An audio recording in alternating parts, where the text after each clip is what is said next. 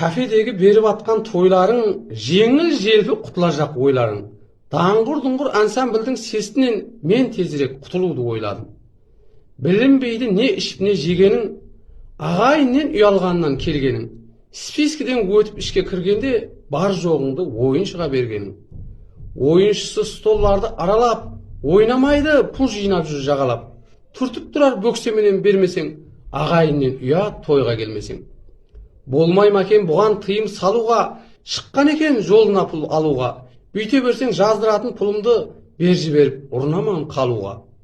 Кешкісең столда еш зат қалмайды, ерте барған зат қалдырмай жалмайды. Иесі дәрті таза құда-құдағай, басқа ағайыннен хабар алмайды.